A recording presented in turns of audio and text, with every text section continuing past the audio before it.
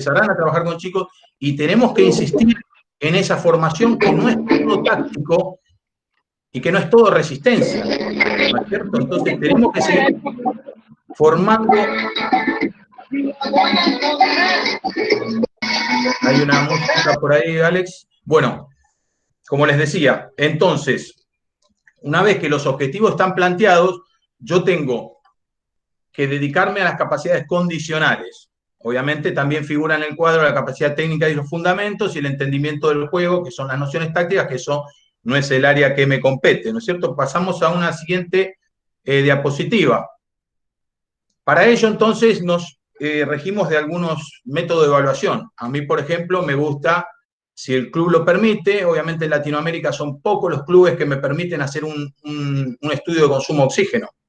El estudio de consumo de oxígeno para mí es el dato más importante en la preparación física. Es el que me va a permitir tolerar las cargas, es el que me va a permitir hacer doble entrenamiento, es el que me va a permitir jugar 2 veces en la semana. Ese es el dato. Mientras el jugador tenga un bajo desarrollo, yo no voy a poder exigirlo más. Esa es la coherencia y la realidad de la que hablo y en la que tenemos que tratar de adaptarnos. Como hablábamos de formativas, hice un cuadrito acá que es una pirámide en la cual todos estaremos de acuerdo que hay un orden progresivo de abajo hacia arriba en el cual trabajamos, o deberíamos, a mi criterio, trabajar las destrezas motoras, las técnicas, hablo de las técnicas ya sea desde los gestos deportivos hasta un abdominal, hasta la biomecánica de carrera, de salto. ¿Cuántos de nosotros que están ahí escuchándome podrían, si estuvieran los micrófonos, decirme si ven a muchos profesores en inferiores trabajar estas cosas? Y realmente no lo vemos. Obvio que no es culpa de ellos, pero no lo vemos. Y yo me encuentro con la realidad en primera que ya no le puedo enseñar. Yo ya no puedo enseñarle a un sujeto de 20 años la biomecánica, porque eso lo saca de la cancha. Yo para enseñarle biomecánica le tengo que pedir al director técnico que me dé al jugador, que automatice un gesto nuevo, que trabaje los músculos de otra manera. Esto le va a generar dolores, va a perder tiempo en cancha y va a perder, y va a sufrir molestias que lo pueden llegar a lesionar. Entonces, es muy difícil que yo lo pueda lograr. Luego el trabajo de coordinación es fundamental. Luego el consumo de oxígeno, el desarrollo de la famosa base aeróbica, ¿no es cierto? Ese es el famoso consumo de oxígeno. Todo esto va de la mano, que lo puse en un círculo afuera porque no es mi área, de los fundamentos técnicos y el reglamento. Luego la técnica específica y dentro de mi área seguimos con las capacidades de la condición, cuando tenemos un buen consumo de oxígeno, un buen desarrollo coordinativo y unas buenas técnicas y biomecánicas para terminar en la potencia y en el alto rendimiento deportivo con la excelencia en los aspectos tácticos. El siguiente, Alex. Gracias. Entonces, decíamos, evaluaciones. Para la resistencia, yo personalmente, si tengo la posibilidad en un club, pido consumo de oxígeno. Consumo de oxígeno es una evaluación muy cara, costosa y que lleva mucho tiempo. Es muy difícil desarrollar en los países donde me ha tocado, pero es el verdadero dato. Aquí en el cuadro podemos encontrar hombre de 75 años deportista, donde hay una clasificación del consumo de oxígeno. El consumo de oxígeno se mide en mililitros de oxígeno por minuto por kilo de peso del sujeto, que es el oxígeno que puede intercambiar, transportar y utilizar a nivel celular en la actividad deportiva. ¿Sí? Hay otro cuadro que habla de los deportes. El futbolista está muy por debajo en esa área y todo tiene que ver, a mi criterio, con el trabajo formativo. Si nosotros no lo desarrollamos de chico, de grande es muy difícil desarrollar el consumo de oxígeno. A veces tenemos la creencia que lo hacemos en la pretemporada.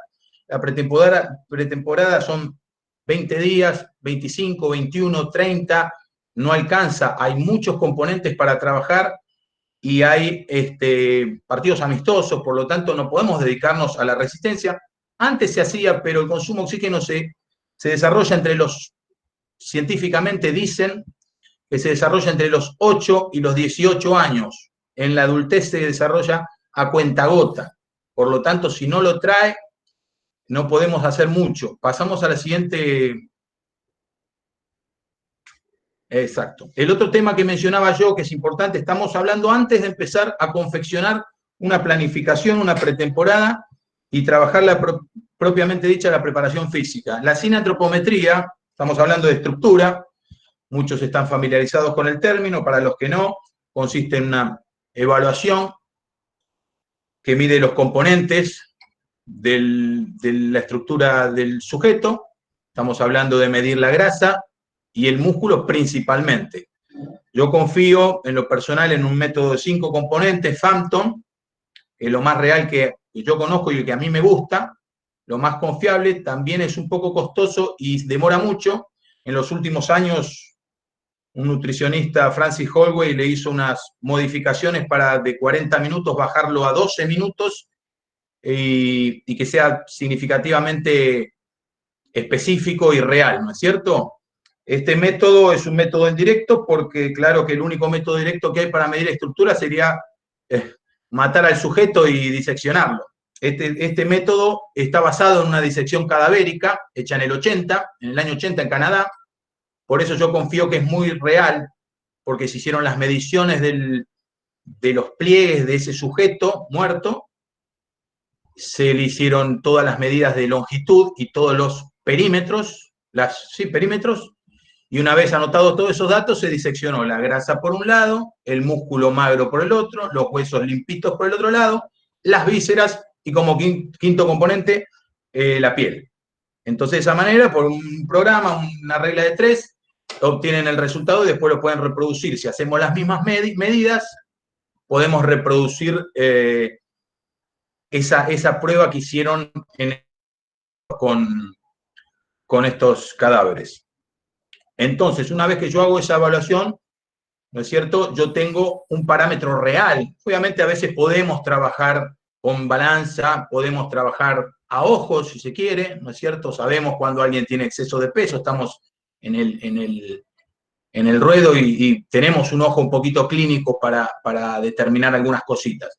Pero esto me tira un dato exacto, porque la balanza sabemos que puede ser un control y una gran ayuda, es una herramienta que siempre sirve, pero a veces un exceso de agua me da un kilo más.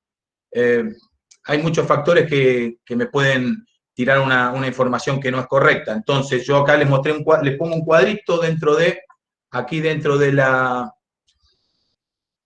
diapositiva, en el cual yo coloco el plantel, los jugadores, la primera sin antropometría. Obviamente no anoto el hueso, ni los perímetros, ni los pliegues.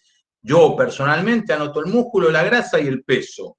Y obviamente es importante hacer una segunda evaluación, no así en el consumo de oxígeno, porque dijimos que no lo podíamos modificar significativamente, pero sí en lo estructural sí podemos, y hay que trabajar. En estos casos a veces hay que diferenciar. Por eso es importante para planificar la temporada y para desarrollar un plan de acción. ¿Sí? Y los casos puntuales, como decíamos acá. Tenemos X% de grasa, X% de músculo, trabajamos, volvemos a medir. Algunos tienen la posibilidad de hacerlo al mes, otros cada 3 meses. Generalmente es un poco caro. No conviene, a mí no me gusta que me lo haga un nutricionista que compró las pinzas, sino quiero un cineantropometrista, una persona especializada en eso. Pero es un dato concreto y es muy importante que si vamos a un club profesional lo tengamos, porque es el verdadero control y la verdadera mejora del jugador real. Vamos a pasar a la siguiente diapositiva, Alex. Aquí les muestro como muchos ya conocen esta planilla. Esta planilla es una planilla oficial. Obviamente son 5 hojas normalmente que se le entrega a cada jugador.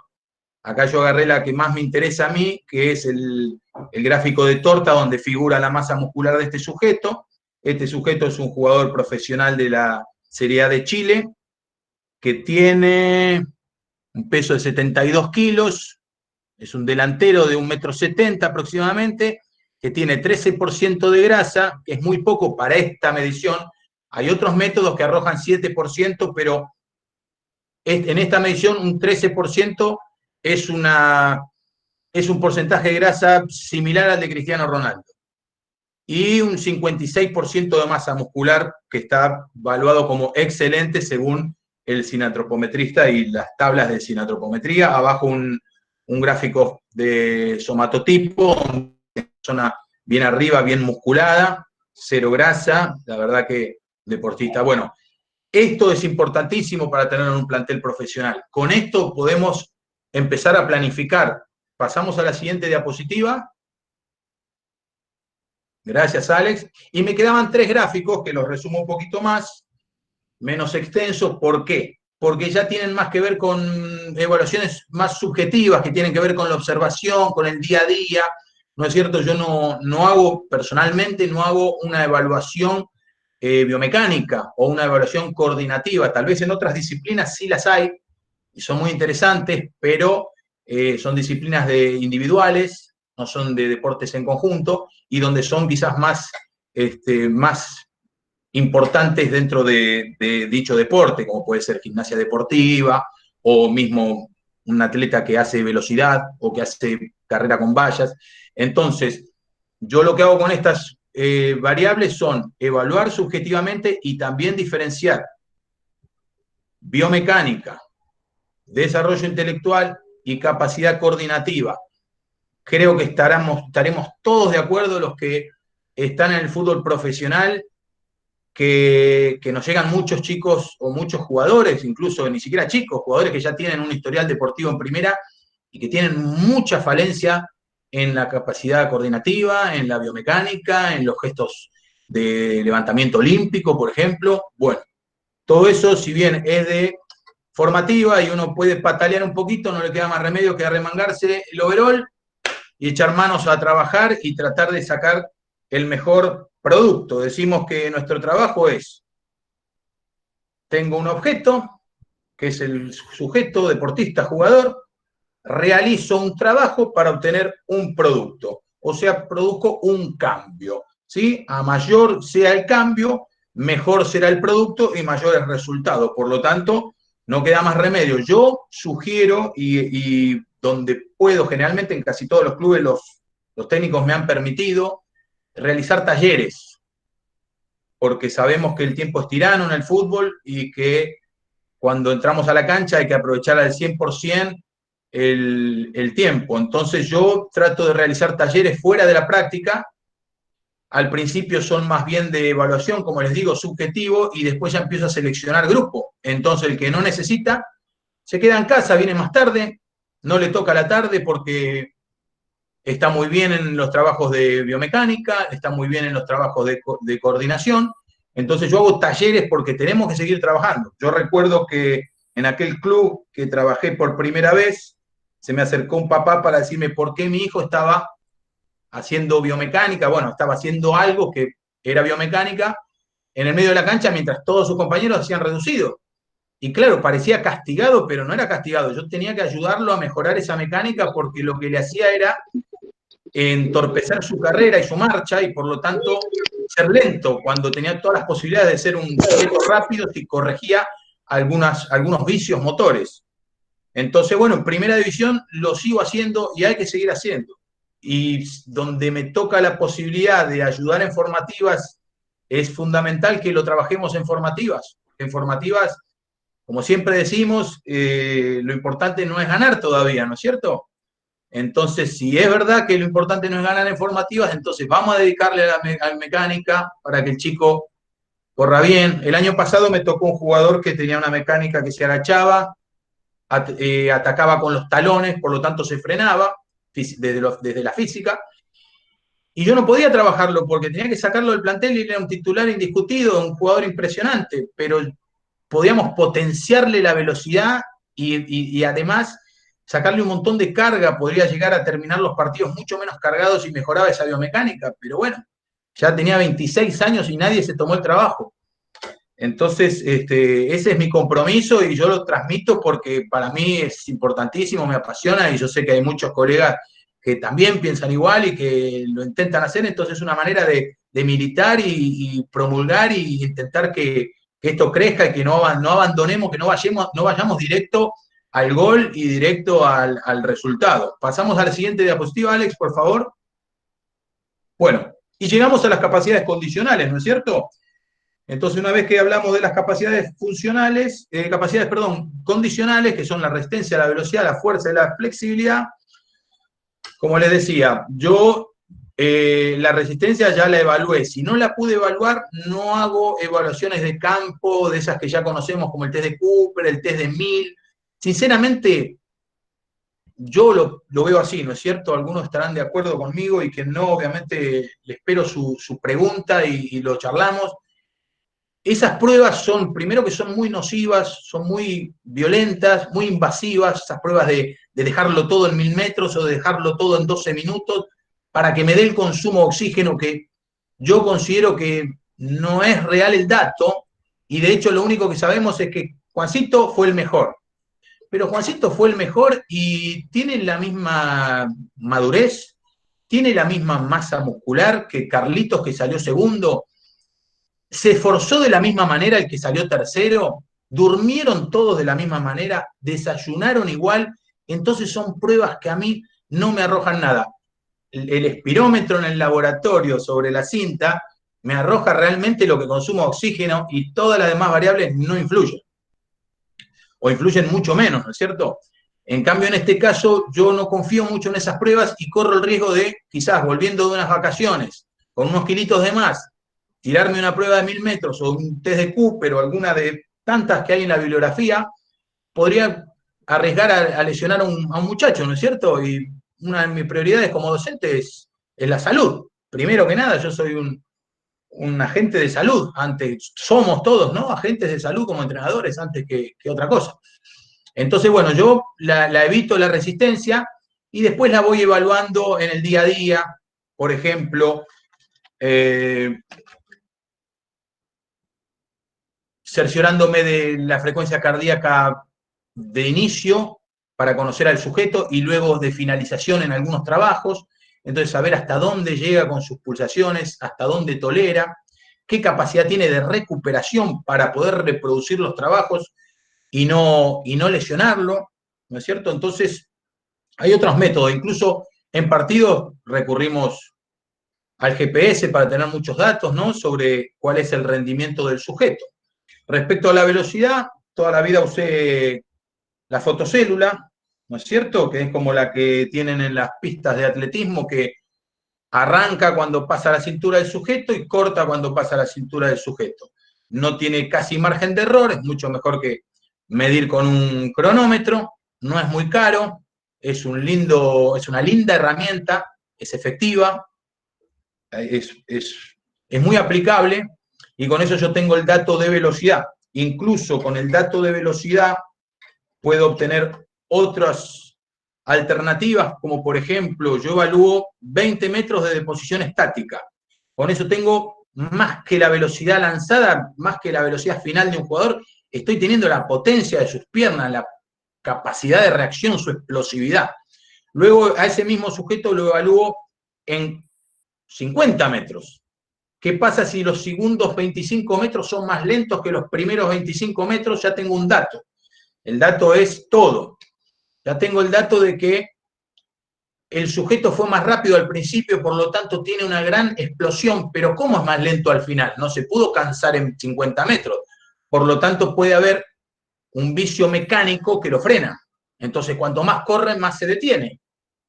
¿No es cierto? Entonces, bueno, jugamos con ese tipo de datos y con eso uno puede armar un mapa del plantel que tiene para después tener una realidad, como decíamos al inicio, y trabajar sobre bases firmes y concretas, y no hacer preparación física para todo el mundo. Vamos todos con el intermitente, vamos todos con los piques, vamos todos con la misma pausa, ¿no es cierto? Con respecto a la flexibilidad, la verdad que hay que hacer un paréntesis acá y diferenciar. Primero, bueno, yo no hago grandes evaluaciones de flexibilidad, no soy un especialista, solamente evalúo la cadena cinemática posterior, o sea, apoyando el pie a la altura de la cintura, aproximadamente, porque en realidad la altura del pie es la que determina que mi pierna y mi muslo esté paralelo al piso. De esa manera, no tiene un chico el pie más arriba que otro, todos lo tienen a la misma altura acorde a su talla. Y de esa manera, con ambos brazos vamos hacia adelante, y yo determino ahí, tengo un cuadro en donde evalúo quién subjetivamente, y es personal, porque eso es personal, donde evalúo quién tiene que hacer, por ejemplo, un tallercito de flexibilidad. Porque como decía, la flexibilidad no la trabajamos prácticamente en el fútbol. Yo casi no la he visto. He visto muy pocos talleres por internet, no por estos lados, sino por allá por el primer mundo, donde hacemos los talleres donde estimulamos la flexibilidad. ¿Por qué digo fuera del entrenamiento? Porque tenemos que diferenciar flexibilidad de elongación. Cuando contraemos un músculo, hacemos actividad física, el músculo pierde longitud, se acorta por tensión, por contractura, y pierde un poquito la longitud original que trajo cuando vino de casa. Entonces lo que hacemos cuando terminamos la sesión, o durante, lo elongamos y mantenemos su longitud.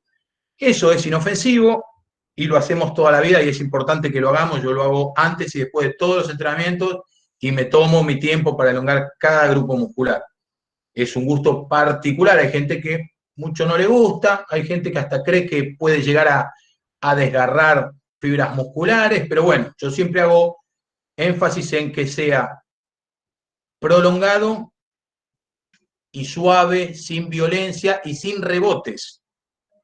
Mucho más cuando está fatigado, después de una práctica láctica muy fatigante, yo no puedo hacer mucha elongación. Ahora, con respecto a la flexibilidad, decimos que lo que hacemos es, en el jugador que tiene poca longitud y poca amplitud de movimientos, buscamos métodos y ejercicios específicos para ganar longitud en ese músculo. No es volver a la longitud original de cada día, sino ir ganando amplitud, ir ganando longitud en ese grupo muscular. Pero eso ya es un entrenamiento.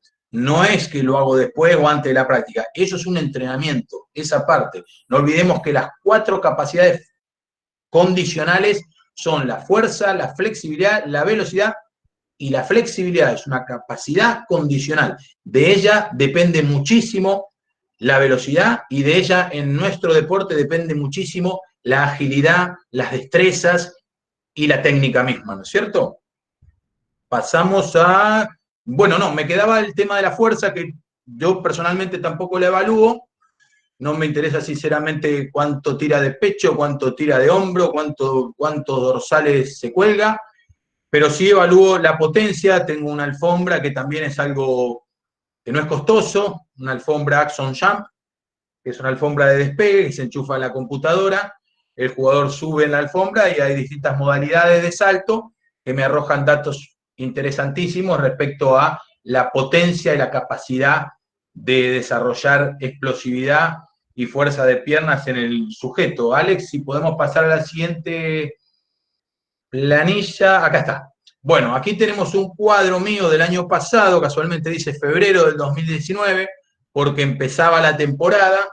Entonces, luego de una adaptación, para no agarrarlo 100% frío al jugador, hicimos una evaluación. Hay 4 modalidades de salto que yo uso. La alfombra tiene, el programa tiene infinidad de trabajos, pero yo utilizo, obviamente, como todos, lo que considero que me sirve y que me gusta. El squat jump es un salto desde posición en flexión de 90 grados, por lo cual, y con las manos en la cintura, por lo cual es solamente la expresión de potencia hacia arriba. Generalmente el salto es bajo.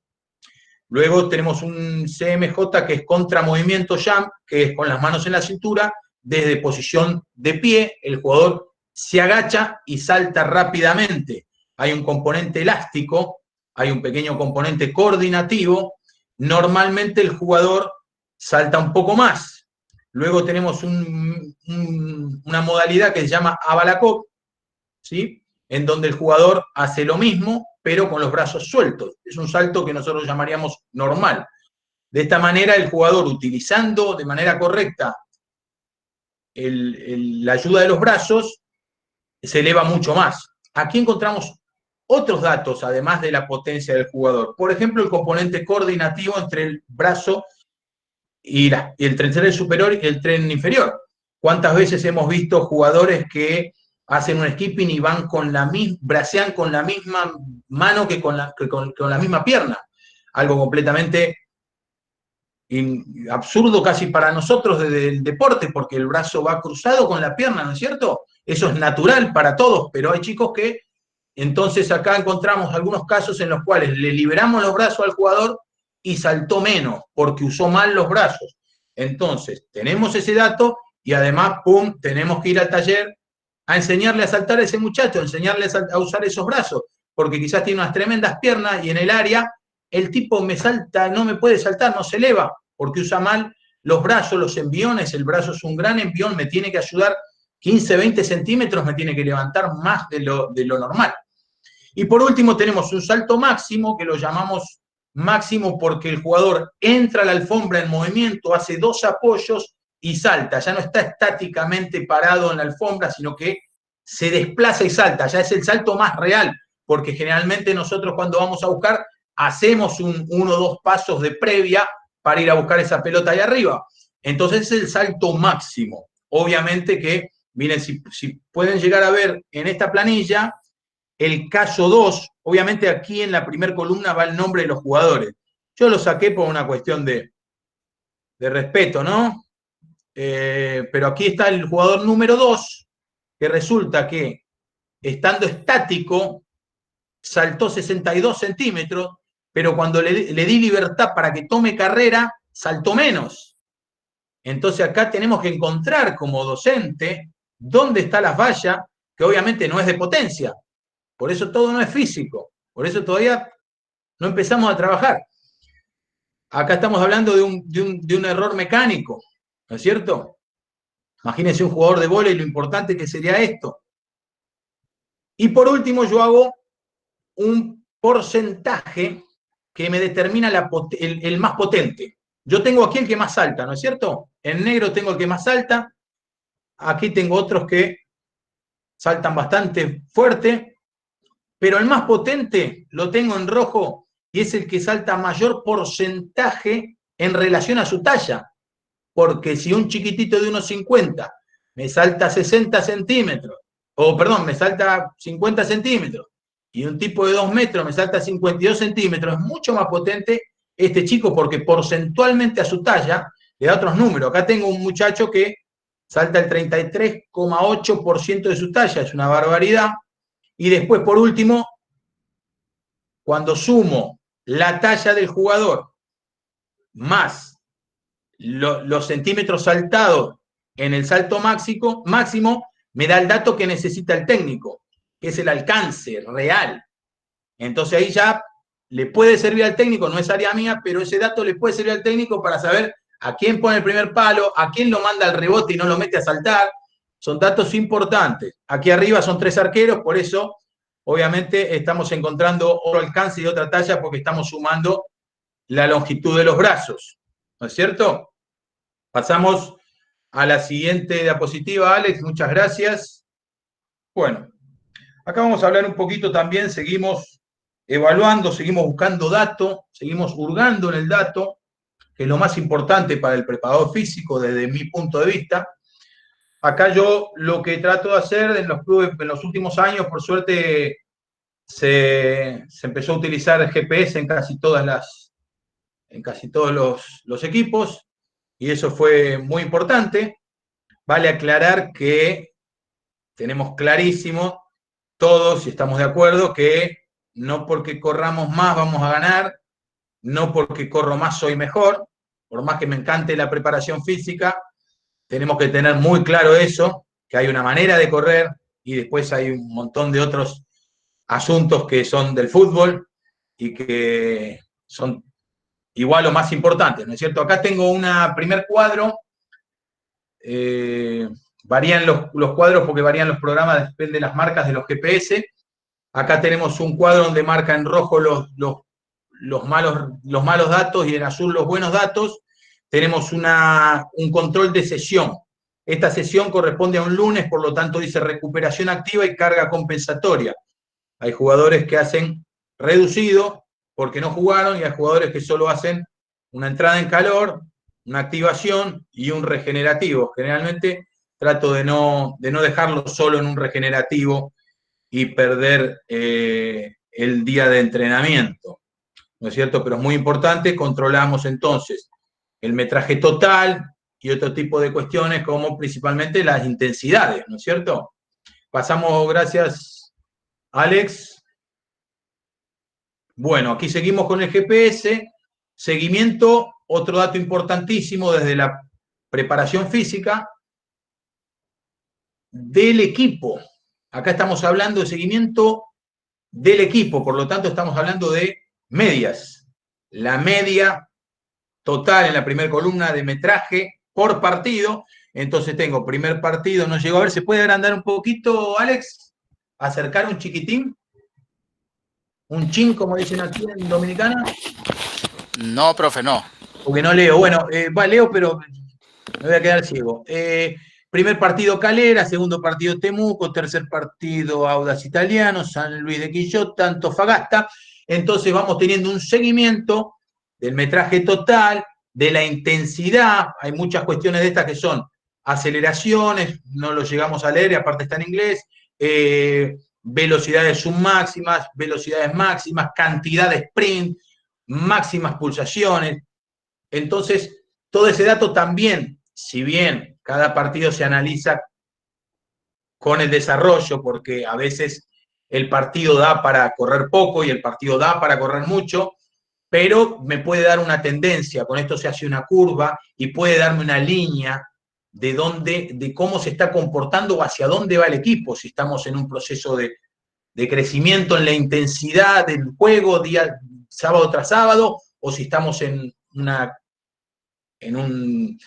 un bajón, y eso es importante porque, bueno, me atañe como preparador físico y es importantísimo encontrar respuestas a cualquier situación que pueda estar sucediendo, por eso es muy importante. Aquí tenemos en el primer cuadro partido completo, por si alguien no llega a leer o está en el celu que es muy chiquito, y luego tenemos primeros tiempos y segundos tiempos. Obtenemos otro dato importantísimo.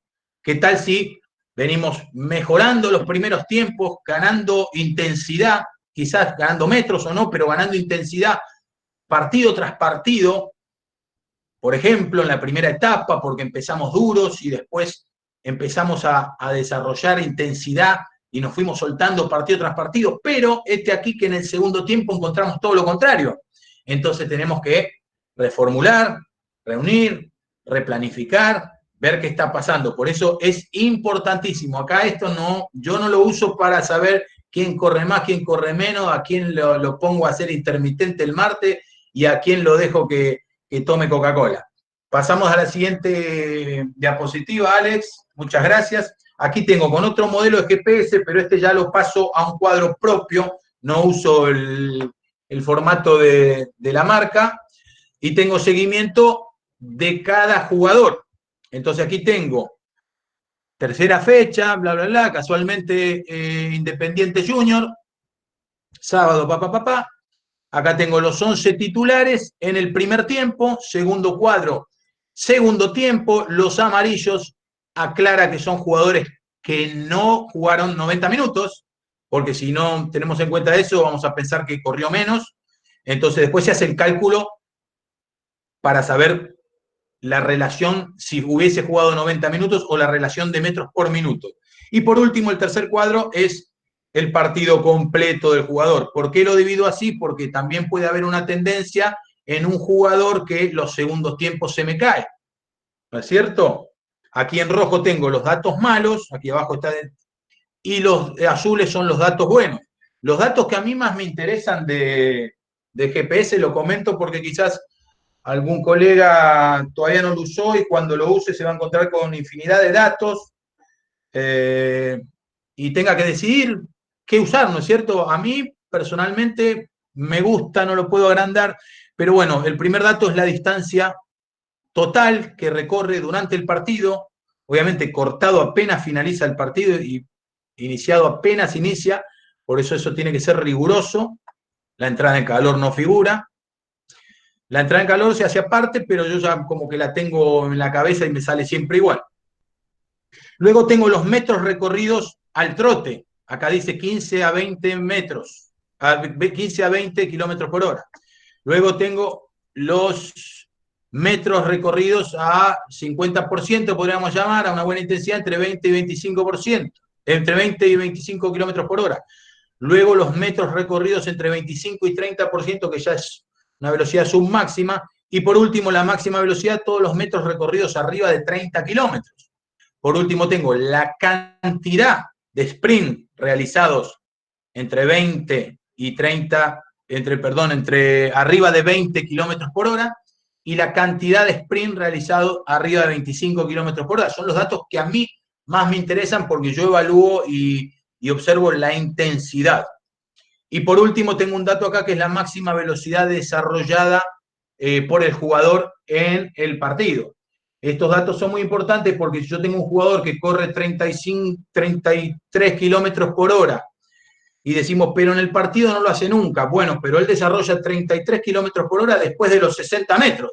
Y en el partido rara vez hace un sprint máximo de 60 metros. Por lo tanto, si el sujeto hizo sprint de 20 metros todo el partido, pudo ser muy intenso, fue ser un gran aporte y no me marcó altas velocidades. Por eso son datos muy importantes. Ahora el jugador que me desarrolla 28 kilómetros por hora en 20 metros y en todo el partido me muestra que su máxima velocidad fue 25 metros, tenemos que ver qué pasó ahí, si hablar con el jugador, si observar, qué pasa, por qué no desarrolla intensidad. Y por último hay un cuadrito en esta misma diapositiva, que es lo que yo hago, el seguimiento del jugador. Aquí tengo un jugador que le saqué la cabecita para que no se vea, y le saqué el nombre, un volante central, en donde tengo las mismas variables para evaluar en el jugador, y lo que hago es anotar sus datos partido tras partido durante todo el campeonato. Entonces aquí vamos a tener una línea en donde el jugador me va mostrando si sostiene su volumen de kilómetros, si sostiene su intensidad, si la mejora, si decae, y eso si mejora con el entrenamiento durante mi gestión como preparador físico, su cantidad de sprint por partido. Esa es mi ambición y mi satisfacción sería, y por lo tanto esto sí lo hablo con el jugador mano a mano, y necesito que él se mejore acá. También al jugador, si es profesional, lo motiva mucho. Por eso es una herramienta muy interesante. Pasamos entonces, Alex. Bueno, recién entonces estoy hablando de confección del plan de acción, planificación de una pretemporada. Estábamos hablando entonces de consumo de oxígeno, capacidad estructural, biomecánica, ¿no es cierto? Evaluaciones de fuerza, de velocidad, de resistencia. Y entonces, ¿qué trabajo yo durante la pretemporada? ¿Qué trabajo yo? Adaptación a la resistencia. Digo que el desarrollo del consumo de oxígeno en 20 días o 30 días, con un par de amistosos donde figura una descarga previa, una recuperación posterior, no tiene lugar. No voy a mejorar de ninguna manera el consumo de oxígeno. Por lo tanto, lo llamo adaptación. A su vez, estimulación y desarrollo de la fuerza. Lo mismo digo, el armado estructural. Si no lo trabajo todos los días en el gimnasio, con una intensidad superior a la que maneja un futbolista, no voy a desarrollar masa muscular, tampoco voy a quemar grasa si no me pongo a correr de manera específica para quemar grasa. Por lo tanto, voy a estimular, ¿sí?, e intentar desarrollar un poco la fuerza. Adaptación al ahogo. Seguimos también con otro área de la resistencia, que ya no es la aeróbica de base, sino que es anaeróbica y que tiene que ver con el ahogo extremo, con el rendimiento del jugador bajo condiciones de fatiga, ¿no es cierto? Esto hay que ser muy cuidadoso porque con esto de trabajar intenso corremos el riesgo a veces de pasarnos en niveles de ácido láctico, niveles que no corresponden al fútbol, sencillamente pasa por ahí, ¿no es cierto? Entonces son inespecíficos. Yo no puedo hacer un trabajo que no se acorde a mi deporte. Entonces, si yo trabajo en forma muy láctica, por decir, no sé, a la vieja antigua, de hacer pasadas de 1000 metros, y no tiene relación, corre riesgo, duelen las piernas, al otro día está acortado, duro, cargado, se me desgarra en un resbalón o en un remate. Entonces yo hago adaptaciones al ahogo extremo. Luego voy a mostrar algunos así poquitos ejercicios como para que más o menos me puedan interpretar. La mayoría seguro los conocemos, pero quizás ahí no me están interpretando. Pero ahora estoy poniendo más o menos las pautas de los objetivos que yo manejo. La velocidad tendrá muy poco lugar también, entonces estimularé más la explosividad y la potencia, la capacidad de reacción, ¿no es cierto? Y algunas nociones técnicas, como decíamos, hablo de la biomecánica, ¿no? Algunas nociones con algunos skips, mejorar la postura de la pierna, la postura del aterrizaje del pie, la postura de no estar con la cola abajo, de la cadera adelante, del cuerpo cayendo hacia adelante, nociones básicas de un corredor. Y por último, otra cosa que hago que le mencioné son los talleres, ¿no es cierto? Los talleres, como dice acá, se sostendrán toda la temporada, no son solo para la pretemporada, pero ya en la temporada serán para los casos que requieran, ¿no es cierto? Como el taller de coordinación y biomecánica de carrera, el taller de técnica en levantamiento olímpico. A mí me gusta mucho estimular la potencia y sostenerla por intermedio de los gestos de levantamiento olímpico, el arranque y la cargada de potencia, principalmente. Y por último, los talleres preventivos, ¿sí? Que son ejercicios de fortalecimiento que todos conocemos, que hace muchos años se los denominó así, que consisten en fortalecer la zona media, fortalecer tobillos, fijar articulaciones, prevenir lesiones sobre todo en lo que es caídas, todas estas planchas que hacemos hoy, que son para fijar lo que es omóplato, hombro, clavícula, muñeca, codo, antebrazo, para las caídas, por eso lo llamamos preventivos. Los trato de hacer fuera del campo, en grupos reducidos, y no robarle tanto tiempo al director técnico, porque sabemos que bueno, el tiempo en el fútbol es tirano y en los últimos tiempos nos hemos dado cuenta, el fútbol ha evolucionado mucho y cada minuto tiene que ser con la pelota y tratando de abarcar muchos componentes del rendimiento, ¿no es cierto? Pasamos, Alex, por favor, siguiente.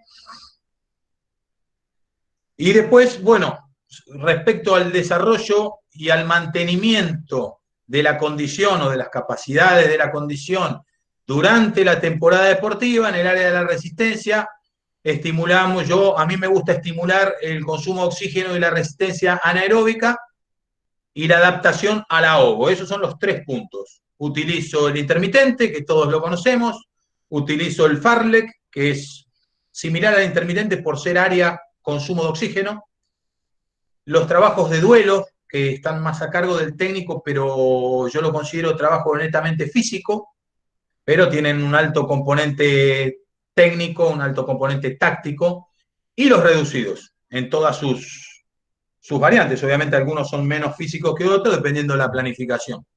Eso es lo que me gusta trabajar dentro de la resistencia, dentro del área de la fuerza. Me gusta hacer mantenimiento de la fuerza y estimulación de la potencia, el taller preventivo, como mencionaba recién, la fuerza en el gimnasio, la fuerza va al gimnasio generalmente a contraturno, y la potencia sí me gusta hacerla en campo, con transferencia con balón, generalmente con balón, a veces una transferencia física, dependiendo la planificación. Y en el área de la velocidad estimulo la velocidad y la coordinación y la frecuencia. Cuando hablo de frecuencia de movimiento, por lo tanto rapidez y la reacción. Hago el taller biomecánico del coordinativo y en campo trabajo la velocidad y también aprovecho la reacción y la velocidad con los hoy llamados trabajos de neurociencia aplicados al deporte. Siguiente. Gracias. Bueno, mira, acá estamos en un trabajito muy básico, no les pude traer un video de este trabajo, lamentablemente, pero creo que es mejor porque si no se nos pasa y acá está detenido y podemos explicarlo. Esto es un intermitente. Normalmente, el intermitente, ¿qué consiste? Consiste en hacer una cantidad de metros a un ritmo aeróbico máximo, ¿no es cierto? ¿Qué determina la velocidad de un intermitente? El consumo de oxígeno del jugador. Por eso es tan importante.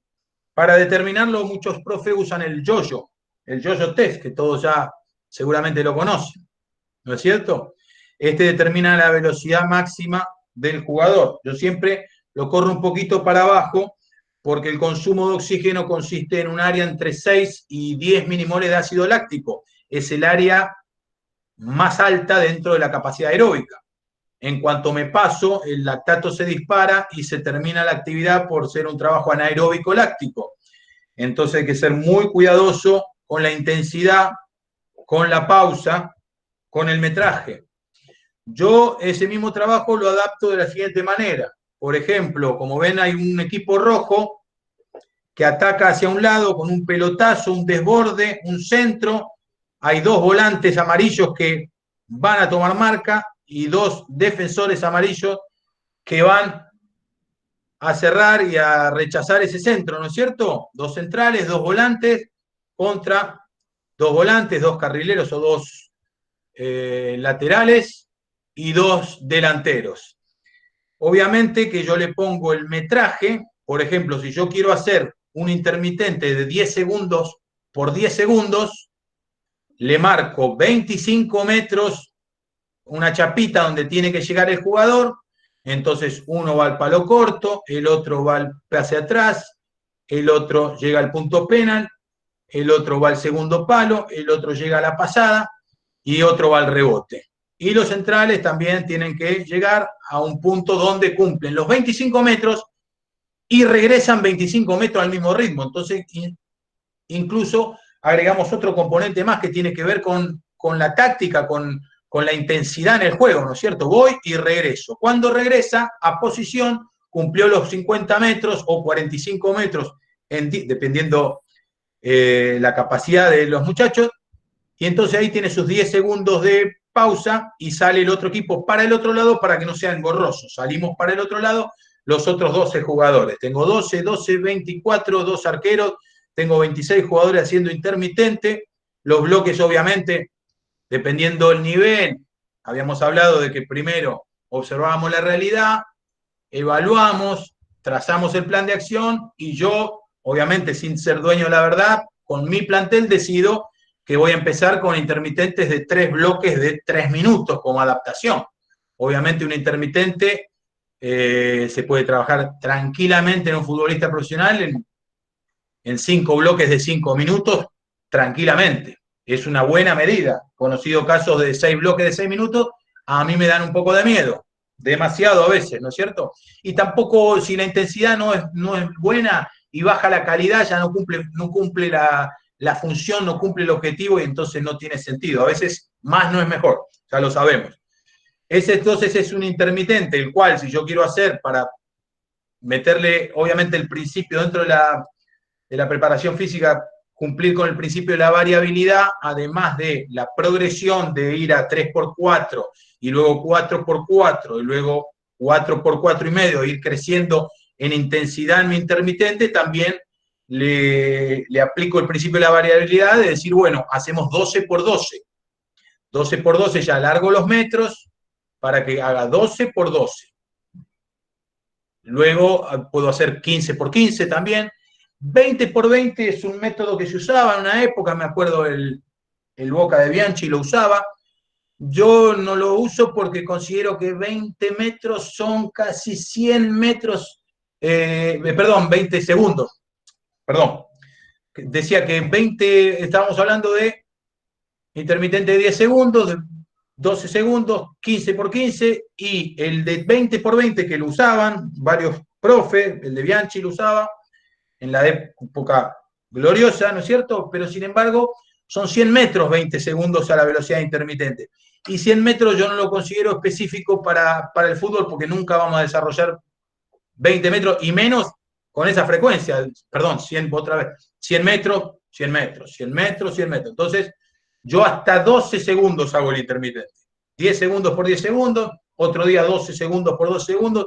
Ese es uno de mis caballitos de batalla desde la preparación física, atacando el área de consumo de oxígeno, la resistencia aeróbica y por ende la base aeróbica. Obviamente no es lo que más me interesa, simplemente es lo que más me gusta junto con el Farlek dentro de esta capacidad. Alex, por favor.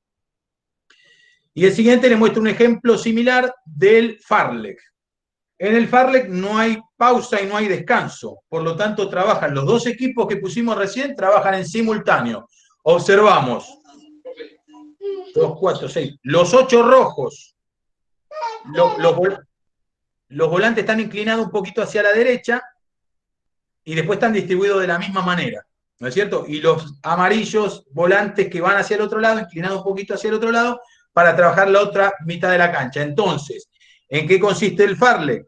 En hacer la distancia un poco más larga, a buen ritmo, obviamente un ritmo de intermitente, un ritmo de consumo de oxígeno, un 75%, llámelo, algunos lo llaman 3/4 de velocidad, en el cual cada uno llega a su tapita donde cumple los metros y el regreso lo hace al trote suave. No hay pausa ni camina, la recuperación es al trote suave. Entonces el sujeto hace 10 segundos y regresa en 20 segundos a su chapita inicial.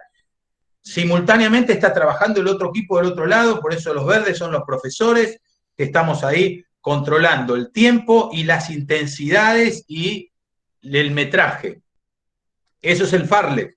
El bloque termina los 4 minutos y recién entonces tiene su pausa, que generalmente varía, depende del profesor, depende de la intensidad, depende el volumen de cada bloque, ¿no es cierto? Si estamos en una etapa de 3 bloques de 3 minutos, con 1 minuto y medio me alcanza, pero si estoy en una etapa de 5 bloques de 5 minutos, quizás necesitaré 2 minutos y medio para recuperarme, para repetir calidad.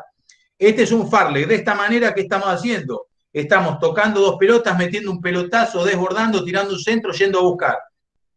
Aparece un gol, aparece un rechazo, aparecen acciones técnicas, aparecen componentes tácticos y el jugador me hace el mismo trabajo físico que yo quiero y aparte le estoy sumando otros componentes para él y para mi entrenador. Siguiente. Bueno, aquí pasamos a la siguiente área de la resistencia, ¿no es cierto? Como les decía antes, eso era lo aeróbico. Acá tengo un trabajito anaeróbico que yo lo llamo máximo ahogo o ahogo máximo, en el cual consiste en buscar que el jugador trabaje a altísimas pulsaciones porque sucede en campo, sucede que en determinados momentos del juego el pulso es muy alto y ese pulso lo que me hace es perder coordinación, perder capacidad de pensar, de tomar decisiones por la fatiga, ¿no es cierto? Me equivoco. Entonces, ese entrenamiento para mí es fantástico y es fundamental. Que el jugador trabaje en altísimas posiciones sin excedernos en lo que mencionaba anteriormente, el ácido láctico, que es, para el que no maneja ese término, es el famoso estar cargado, apretado, cuando duele el músculo. Tratamos de que este trabajo termine antes, porque realmente en el fútbol no andamos corriendo con mucho dolor muscular de ácido láctico. ¿No es cierto? Quizás al finalizando un partido, el jugador siente ya la fatiga de la sumatoria, pero no hay acciones que me aprietan como hacer una pasada de 800 metros. Entonces tenemos que tener cuidado, por eso aquí tenemos un 1 versus 1, ¿no es cierto? Que a mí me gusta mucho, en espacio reducido, en el cual tiene que haber asistente tirando pelota, pelota, pelota, porque no puede haber pausa y no puede haber baja intensidad, porque le estoy pidiendo 1 minuto nada más. Ahora, recuerdan el consumo de oxígeno. Tengo un jugador con 65 mililitros de consumo de oxígeno, que podría ser Cristiano Ronaldo, que dicen que tiene más. No me consta, pero puede ser. Es casi el consumo de oxígeno de un remero o de un esquiador o de un ciclista, que son los que mejor consumo de oxígeno tienen en toda la disciplina del mundo. Y de pronto nos encontramos con jugadores, normalmente en una media de 50, 55 mililitros, pero de pronto puedo tener algunos jugadores en 45 mililitros de consumo de oxígeno, un jugador caminador, con poca historia, con poca formativa, y tengo que ser muy cuidadoso ahí porque lo rompí, ¿no es cierto? Y porque no fui específico. Entonces esos datos me sirven para decir, Carlito, Juancito, hacen 45 segundos. Siguiente trabajo, también de 1 minuto, que me gusta mucho, es el 2 versus 2, también en espacio reducido con 2 arcos. La pelota sale constantemente de los arqueros y no hay pausa. Se matan 2 versus 2, obviamente si me excedo, cometo el error de trabajar algo que no es específico del fútbol, que no tiene nada que ver. Yo acá lo que busco es ahogo máximo y que el jugador en el ahogo máximo todavía pueda, obviamente que al principio, si no está acostumbrado, las pierde todas las pelotas a los 40 segundos cuando se ahogó, o a los 30 o a los 50. Pero el objetivo, ¿cuál es? Que no pierda las pelotas, que no pierda la capacidad técnica y que no pierda la capacidad de pensar en la situación de juego. ¿No es cierto? A un máximo ahogo estamos hablando de quizás, dependiendo la capacidad del jugador, porque hay jugadores que no llegan a más de 170 pulsaciones. No me pasé, Alex. Y sin embargo hay jugadores que pueden pueden trabajar a 190, 200 pulsaciones y recuperarse rápido y no estar en situación en una situación extrema que se muere. Entonces, dependiendo del jugador, buscamos que trabaje en altas pulsaciones y que vaya mejorando esto que estoy diciendo.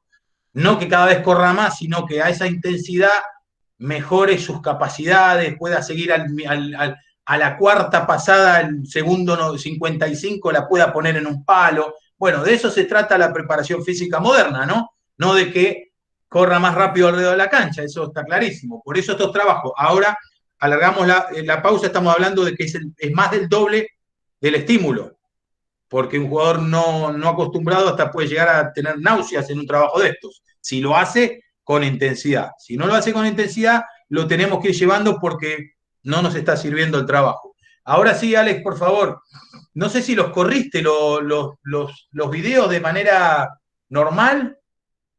Volvé un cachito, Sí, por favor. sí, Los profe, corriste. sí. Yo veía que se veía así como unos movimientos muy pausados.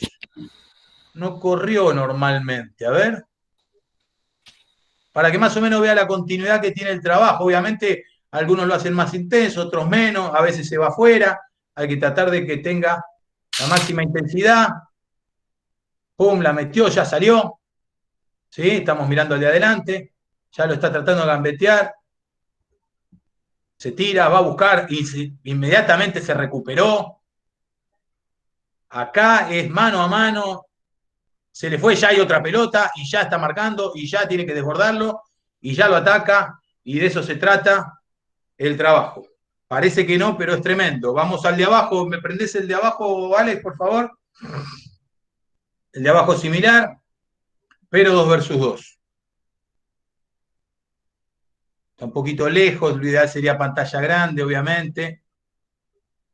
Inmediatamente ya sale con un jugador, desborda, patea con todo, ya salió otra pelota inmediatamente, ya salió, ya están mano a mano marcándose, marca personal, roba, patea, otra vez salió por el otro lado el arquero con otro jugador, es acosado por el rival. Bueno, de eso se trata. Vamos a la siguiente diapositiva donde tengo un 3 versus 3. Acá el tiempo de recuperación es más corto porque en el 3 versus 3 se da la situación de mayor descanso en algún jugador que no está participando del juego, ¿no es cierto? El jugador que está más lejos de la posesión o que tiene menos chance de recibir, quizás se toma algún descanso, cosa que obviamente nosotros como entrenadores le pedimos que no haga, porque no podemos dejar que muera el jugador que tiene el balón, tiene que estar mostrándose constantemente, ¿no es cierto? Y haciendo el desgaste que le pide, porque el trabajo, aclaramos, es físico. Todo lo demás el técnico lo machaca e intenta mejorarlo, pero el objetivo en estos trabajos es físico, al igual que el intermitente y que el fartlek. Y por último tengo un trabajito acá que es una resistencia intervalada, pueden llamarlo algunos presión, intervalada porque es como hacer pasadas. ¿Se acuerdan las famosas pasadas? Bueno, acá es pasadas porque la pausa es activa tocando el balón y en cuanto pierdo la pelota, esos dos que pierden la pelota, están distribuidos en pares, tienen que salir corriendo rápido, tienen casi 40 metros hasta el cuadrado donde haya 4 jugadores sin marca y tienen que ir rápido a robar y quizás no roban y tardan y siguen corriendo en el cuadrado y le siguen haciendo el ole y es un trabajo muy intenso que se hace por bloques también. Estos son pasadas, hoy resistencia intervalada. También trabajo muy interesante, obviamente son generalmente trabajo de martes y trabajo de pretemporada. Vamos para La siguiente, Alex, no me acuerdo qué sigue, sinceramente. Bueno, estamos haciendo, obviamente, profes, colegas, estoy haciendo un paneo después del marco teórico que expuse y de mi criterio para tomar las decisiones, planificar y trabajar, un poquito de los trabajos que suelo hacer, ¿no es cierto? Lo que más me gusta trabajar. Acá pasamos a otra área de la otra capacidad condicional dentro de la preparación física, que es la fuerza y la potencia, siempre con transferencia. ¿Para qué? Para que no me quede con el desarrollo de la fuerza de una sentadilla. Que el músculo sepa que esa fuerza es para saltar o es para correr. Haceme correr un primero, ahí tenemos una pequeña estación en donde están haciendo sentadilla y una transferencia con coordinación y frecuencia de movimiento, salto y velocidad. Hacia un costado hay una estación en la cual sueltan las piernas haciendo un rondo, otra estación está haciendo otros trabajos de fuerza y otra estación está haciendo potencia propiamente dicha. Si seguimos viendo, el tipo hace sentadilla, los compañeros le alcanzan la barra, no me gusta que se agachen y cojan la barra del piso ni la suelten, lastimándose la cintura, sobre todo cuando hay mucha carga.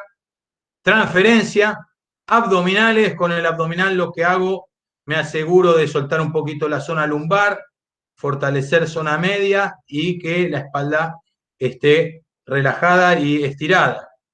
Ahí está transfiriendo, el resto del grupo se sigue soltando y acá en otra estación, con elástico, transfiere la pesa, está siendo cargada, arranque de potencia el jugador, ahí arriba, con buena mecánica, se enseñó en la pretemporada, dentro de las posibilidades, salta, busca arriba, transfiere al salto y luego hace una velocidad máxima, recuperación y trabajamos la potencia de esa manera. Si vamos al video de abajo, profe, ya está prendido el de abajo.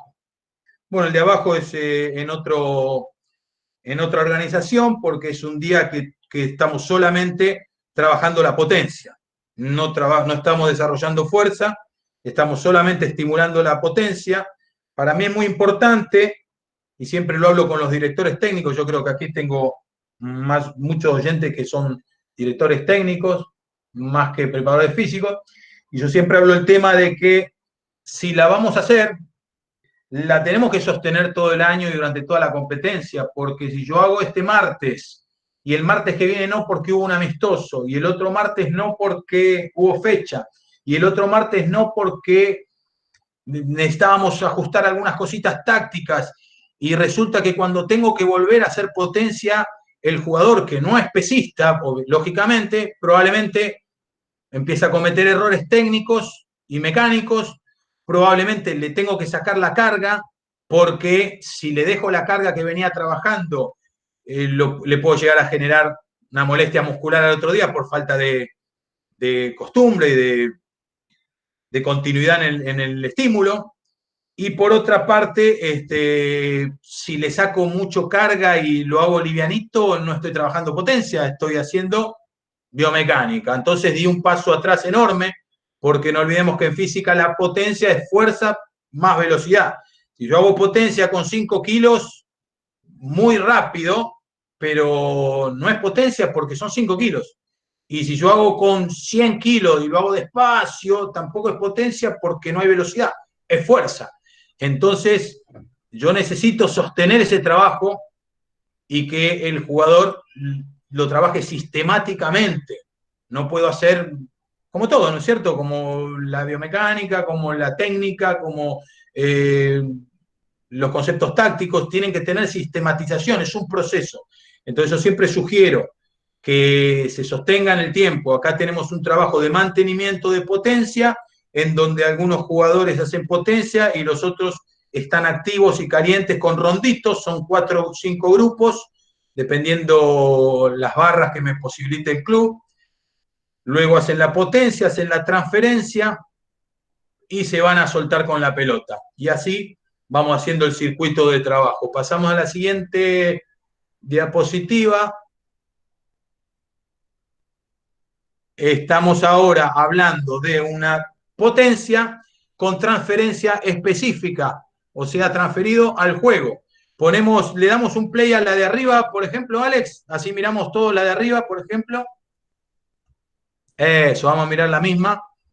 El jugador hace potencia, jugador de elite, arranque de potencia, suelta la barra, transfiere con un salto, hace un skipping para soltar y luego se va rápidamente a buscar el balón, a buscar una pared, a definir y recupera haciendo abdominales y después tiene 2 minutos de pausa. A veces cuando vemos esas filas parece que está todo mal y no. El jugador hizo potencia máxima, fuerza de piernas, fuerza en el tren superior y en la zona media, hizo explosividad en los saltos, hizo velocidad. Acá en este caso este jugador en otra estación iba a hacer conducción y definición. Entonces yo utilizo normalmente 4 arcos o 4 filas y calculo que tiene que haber 2 minutos de pausa para reproducir calidad y no ir cargando las piernas con el correr de las series, ¿no? De las acciones de potencia. En el circuito de abajo, Alex, en el de abajo lo que están haciendo los muchachos están puestos en parejas. El jugador, a ver si lo podemos poner del principio, Alex, por favor. Eso. Ahí tenemos 2 jugadores haciendo cargada de arranque de potencia y 2 jugadores que ya hicieron, que saltan, transfieren al salto, se preparan y cuando los tengo a los 2 alineados, yo doy una señal para que el que tiene balón salga rápido a definir y el que no tiene balón salga rápido a cerrar. Incluso en estos trabajos, si pueden observar, detrás del arco hay un sujeto que tiene ropa diferente, que es un auxiliar o un entrenador, un profe, que a veces jugamos a mostrarles un platillo, ¿ve? Ahí está, levantando el brazo, no sé si llegan a ver, aquí el profesor, y entonces muestra un platillo y ese platillo determina con un color a qué palo tiene que definir el jugador. Entonces involucramos a la potencia, como decíamos que el tiempo es tirano y tenemos que aprovecharlo al 100% en el fútbol, a la potencia le estamos metiendo saltabilidad, velocidad, definición, por lo tanto, concepto técnico y a lo último, un componente de neurociencia para que el jugador encima piense dónde tiene que definir. ¿No es cierto? Mostrámelo otra vez, cómo se enfrentan. Inmediatamente que termina de saltar y se enfrentan, los otros 2 jugadores, obviamente hacia la derecha de la pantalla hay dos filas más y otro arco con otro arquero y hay 2 enfrentamientos. Y ya están saltando las siguientes 2 parejas, ya se están alineando para hacer el enfrentamiento y ya la tercer pareja ya está haciendo su cargada. Por lo tanto, la pausa es entre 1 minuto y medio y 2 minutos para cada uno. El trabajo es muy intenso, pero súper corto. Ahí está, excelente. Transferencia al juego de potencia. También nos aseguramos, profe, ¿no es cierto?, que no se nos quejen tanto los jugadores con la pesa y con nuestros trabajos, que a veces siempre fueron los que menos les gustan, ¿no? Vamos a la siguiente diapositiva. Alex, por favor, siguiente. Bueno, aquí puse 2 videitos cortitos de biomecánica y el gesto del salto. Aquí nos vamos a detener en el salto, porque esta es mi manera de trabajar la saltabilidad y, más que la saltabilidad, la expresión de potencia en el salto. ¿No es cierto? Hacelo correr. Ese jugador que está ahí agachado llegando al cajón está haciendo mal su salto. ¿Por qué? Porque si él cae agachado, si él cae agachado sobre el cajón, quiere decir que no elevó su cabeza, por lo tanto no saltó, solo levantó los pies. Ese jugador está saltando bien y aparte está buscando distancia. Por lo tanto, hay una expresión de potencia. Si yo salto de cerquita y levanto los pies, no estoy saltando. Buena biomecánica el muchacho que está haciendo ahí. Ese es el Bellavista para los ecuatorianos. Ese es el Bellavista, es el Muyurruna. Volvemos, profe. Dale play al primero. Entonces decíamos, biomecánica correcta. Ahí está. no es muy buena la biomecánica de ese juvenil. Si era buena la del muchacho que está saltando de lejos, y acá viene otro muchacho que tiene una buena biomecánica, aunque le falta buscar explosión hacia arriba. Nosotros no somos pesistas, por lo tanto siempre digo que nuestra técnica de pesa es diferente. Nosotros buscamos expresión hacia arriba y altura. Cuanto más peso le pongamos a la barra, menos nos va a permitir saltar, pero la intención es saltar y no zapatear y golpear el piso. En el segundo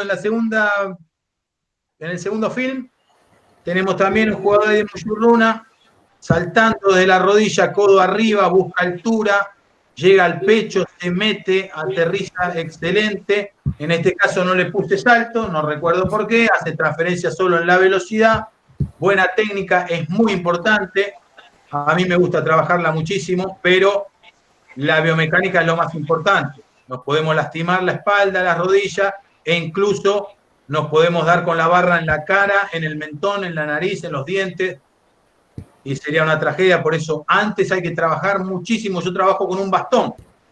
El técnico me manda a hacerlo en un taller porque obviamente no puedo estar robándole su tiempo en un campo con un bastón. Entonces yo me llevo al jugador. En formativas, fundamental. Les hago talleres y les enseño para que cuando lleguen a primera división esto ya esté aprendido. En Cuba, por ejemplo, el pesista a los 10 años está desarrollando el consumo de oxígeno corriendo, ¿sí? Y haciendo pesas con un bastón o un palo de escoba. Cuando tiene 18 años, desarrolló esqueléticamente y hormonalmente, le empiezan a poner carga y tienen un tipo que va a competir a nivel elite. ¿No es cierto? Nosotros tenemos que enseñarlo de chiquito sin meter carga, obviamente. Yo siempre digo, cuando yo empecé, yo les dije, no era preparador físico, lo mío era formación deportiva, preparación física, cuando el sujeto ya está desarrollado esqueléticamente y desarrollado hormonalmente. Y esto no es ni a los 16, ni a los 17, ni a los 18. Depende de la maduración de cada sujeto. Vamos a la siguiente, Alex, por favor. Acá le mostraba lo que comentaba recién sobre los saltos. Le estoy mostrando saltos típicos que vemos en los gimnasios. Y los muchachos, las chicas, elevan la altura del cajón creyendo que los categoriza como mayores deportistas o como sujetos más fuertes. Y lo que estamos observando, miren que al primer gráfico yo le hice una línea amarilla, ¿sí? Una línea amarilla que representaría el sujeto de pie, ¿no es cierto? A ver si me siguen y estamos de acuerdo. Aldo, ¿vos me seguís? Sí, te escucho, Gerardo, sí te escucho. A ver si me interpretás, si no me corregís. La varilla esta amarilla representa al sujeto estando de pie. O sea que si nos imaginamos que deja esta posición previa al salto y se pone de pie, tiene esa talla el sujeto, ¿no es cierto? Correcto, correcto. Correcto. Ahora el sujeto saltó. Miren dónde está la cabeza. Línea de puntos. La transportamos a la talla del sujeto. Entonces, Aldo, que serías cualquier profesor que me está escuchando, ¿cuánto saltó este sujeto de verdad?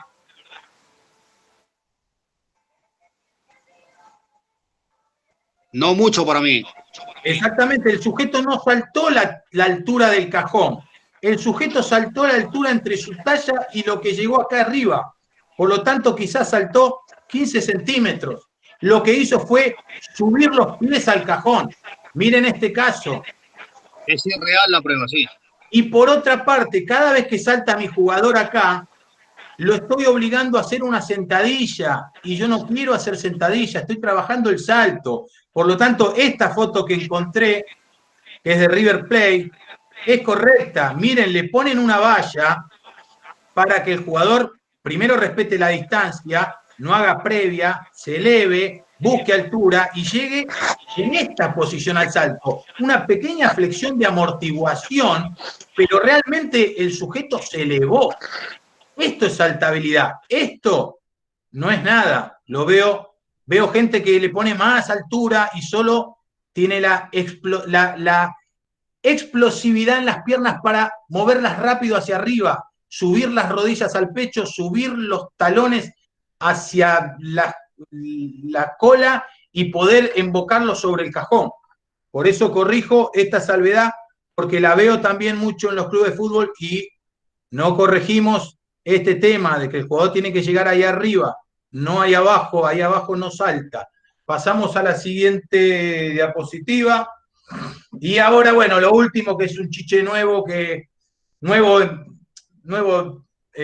relativamente, ¿no es cierto? Calculo no sé cuánto, quizás 8 años, 10 años, 7 años, 6 años, dependiendo dónde lo encontró cada uno, ¿no? Yo lo aplico hace unos años, no sé, no hace tanto, me gusta mucho.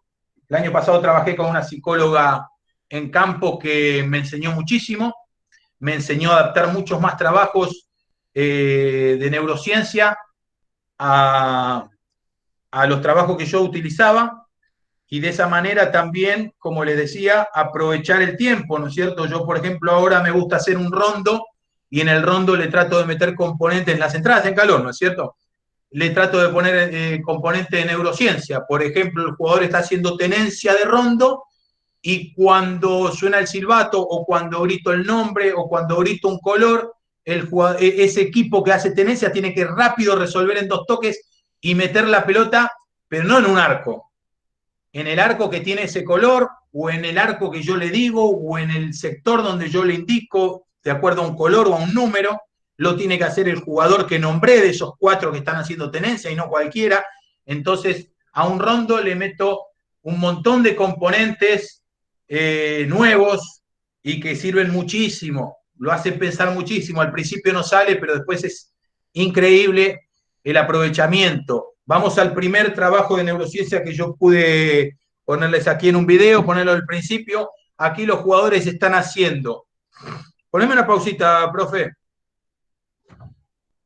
Una pausita. Bueno, acá tenemos enfrentamientos en parejas, hay equipos, hay una cancha, un reducido con arqueros.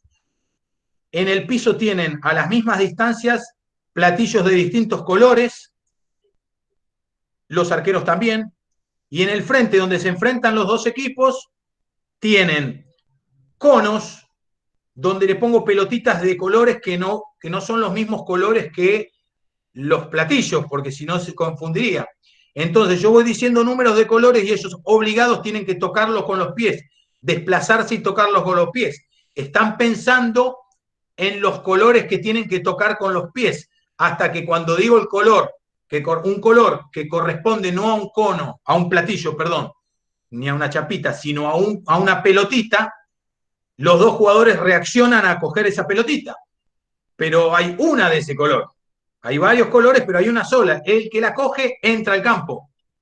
Entonces, de los 6, entran 4 del equipo blanco, 2 del equipo rojo, punto para el equipo blanco. Competimos en reacción, en atención, en toma de decisión, componente intelectual y en velocidad hacia el campo, ¿no es cierto? Y se divierte. Hacelo correr un poquito, profe, ese primero. Entonces, ahí va. Acción, el jugador se mueve, toca, cogió la pelotita, salió corriendo, entró al campo. Vamos con otra. Toca, ¡pum!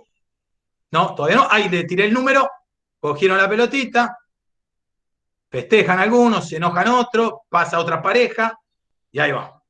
¿No es cierto? El de abajo, en el mismo juego y en el mismo día de trabajo, la siguiente acción sería, pasamos al siguiente video, profe. Ah, no, perdón, en el mismo dibujo, perdón. Volvé un poquito para atrás, Alex, por favor. Iba a pasar de video, gracias.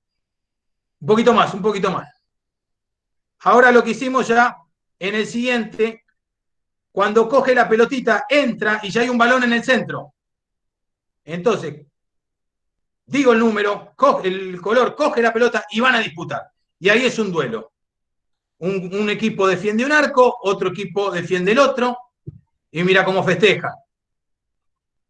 Entonces, ¿qué pasa? A veces juegan 4 contra 4, a veces juegan 5 contra 1, porque depende quién coja la pelotita. Entran a jugar los que tienen la pelotita de color, los que fueron más rápidos a la inteligencia, a la reacción, a la atención, y ahí se enfrentan de nuevo.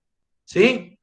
Hay un caso acá que yo lo puse, pero que no creo que lo podamos visualizar, que lo puse porque el jugador, apenas entran a disputar ese balón, el jugador se encuentra con el balón solito, sin marca, y lo primero que hace un toque y se lo da al rival.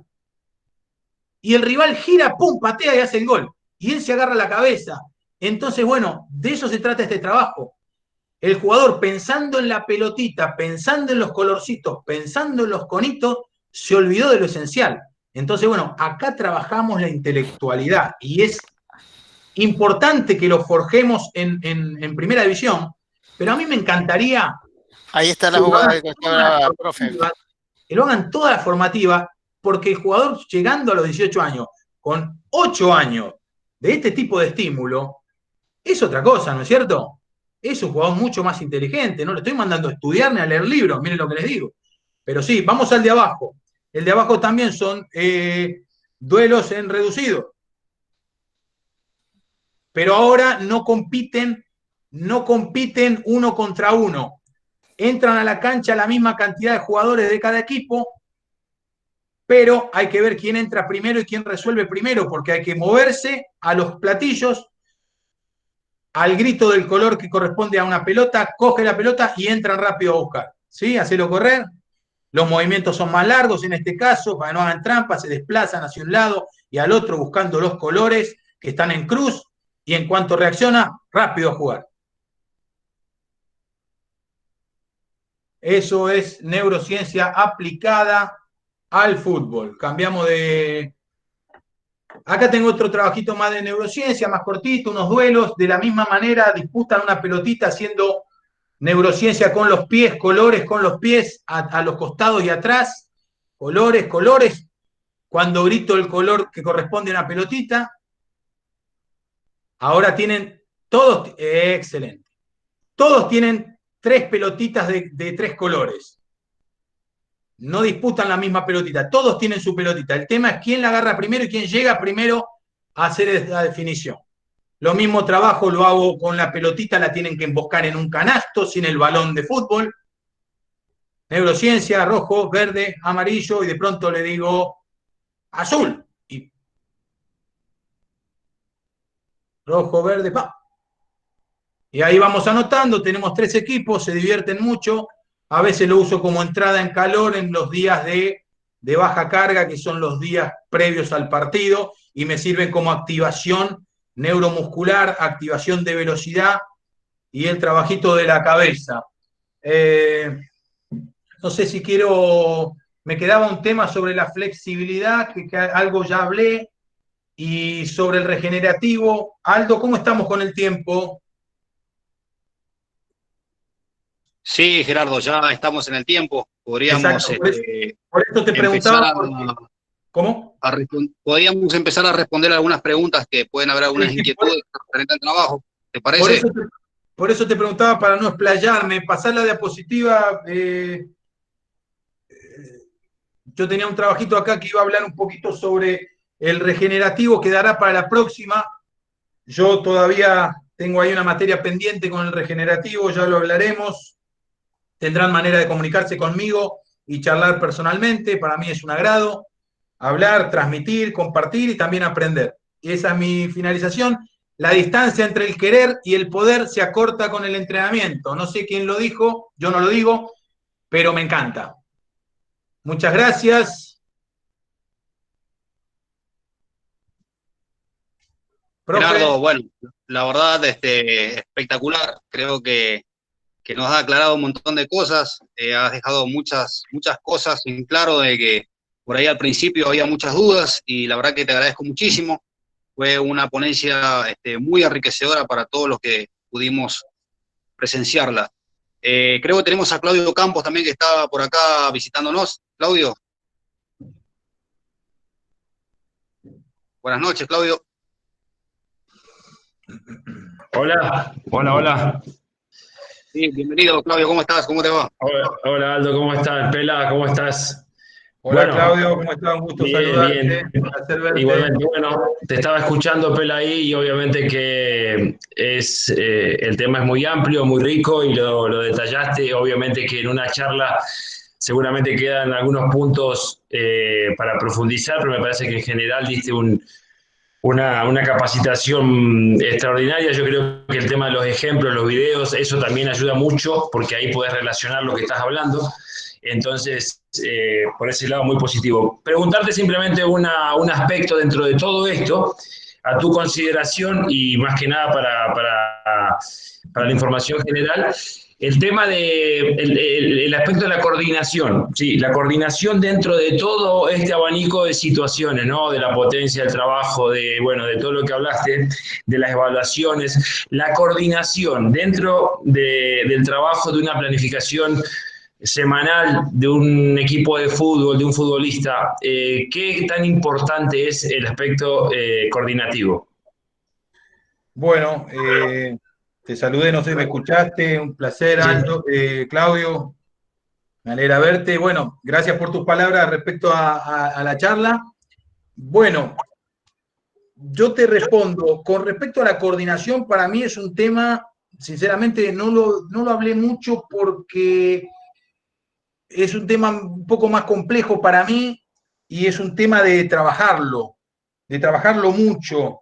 Y no soy un especialista en hablar del caso. Sí creo y creo que coincidís conmigo, que la coordinación es fundamental en todos los deportes, algunos más, otros menos. Obviamente hay coordinación específica. Yo cuando hablo de coordinación, por ejemplo, la menciono en la coordinación de los brazos con las piernas para saltar, en la coordinación para correr. Todo eso se trabaja de manera aislada, para mi gusto, en los casos que requieren un trabajo específico, ¿no es cierto? Un jugador que hace una mala brazada, un jugador que hace una mala zancada, un jugador que hace un mal balanceo. Y por otra parte, yo generalmente cuando hablo de la capacidad coordinativa en líneas generales, me refiero a los trabajos los famosos trabajos de escalera. Pero ahí me detengo porque yo no considero coordinación hacer un skipping en una escalera, hacer una pasada lateral o hacer una pasada frontal invocando los pies una o dos veces dentro de un escalón de la escalera, o haciendo siempre el 1-2 adentro, 1-2 afuera, 1-2 adentro, 1-2 afuera, que está totalmente automatizado en el jugador y que por lo tanto cuando está automatizado ya no es estímulo. Y al no ser estímulo no estoy desarrollando la coordinación. ¿La estoy manteniendo? Yo creo que no, porque ya lo tiene incorporado, entonces no está trabajando la coordinación. Yo considero coordinación es enviar un mensaje complejo desde el cerebro a los pies, que son los que más me interesan en este deporte, y que el jugador, que el pie le obedezca, ¿no es cierto? Entonces, estoy cansado de ver, lamentablemente, uno obviamente que tiene que tratar de siempre sumar, ser positivo, no criticar, pero uno siempre ve la famosa escalera y el chico en menores pisa la varilla, patea la escalera, uno pone dos veces el pie en el escalón, otro lo pone una vez, otro lo pone tres veces, otro lo pone al costado, el otro lo hace rápido, el otro lo hace despacio, el otro sube mucho la rodilla, el otro la sube poca, el otro hace bien los brazos. Entonces, eso no es coordinación, es simplemente calentar haciendo un skipping que quizás algún profe, muy pocos, lo corrigen, pero no sigue siendo coordinación. Yo cuando hablo de coordinación es generarle en esa escalera ejercicios complejos. Es interminable el área, interminable. Yo he trabajado el año pasado, yo te voy a pasar, Claudio, yo he trabajado desde coordinación de hacer ejercicios complejos en la escalera, yendo y volviendo, saliendo y entrando, e incluso ya cuando llegamos a un nivel alto, terminar esos ejercicios de la escalera con neurociencia.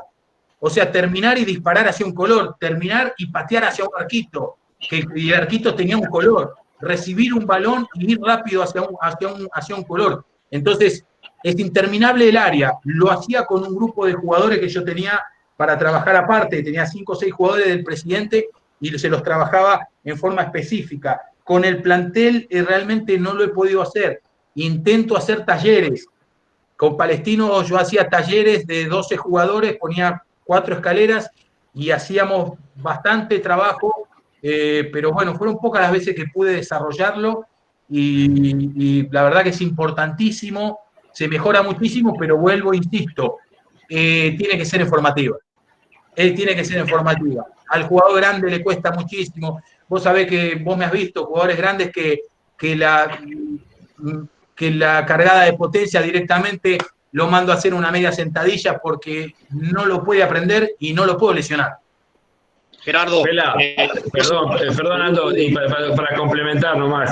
Sí, entonces, conociendo esto, Pela, conociendo este pensamiento tuyo y esta convicción que vos tenés, más que nada para graficarle por ahí a los profes que están escuchando, o sea, ¿dónde apuntan? ¿A qué apuntan? ¿A qué tipo de ejercicio tiene que apuntar? Porque obviamente que esto que está banalizado, por así decirlo, que es normal, que todo el mundo piensa que eso es coordinación, hacer con una pierna para allá, otra para allá, y en realidad es un estímulo simplemente que se va generando y que después queda ahí, y es como decís, es una entrada en calor nada más.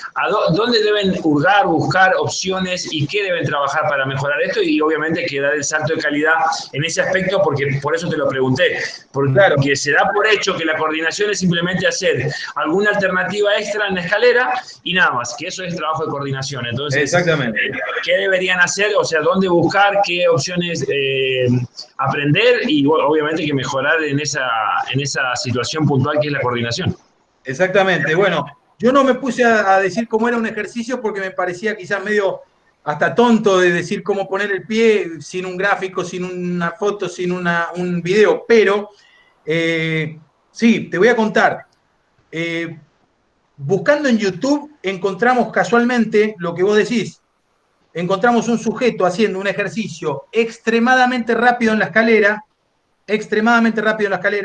que lo practicó 100 veces, lo filmó 20 hasta que le salió bien, lo hace él solo, hace el que le sale bien y tampoco está desarrollando la coordinación. Entonces yo le robo todos los ejercicios que veo, se los he robado todos.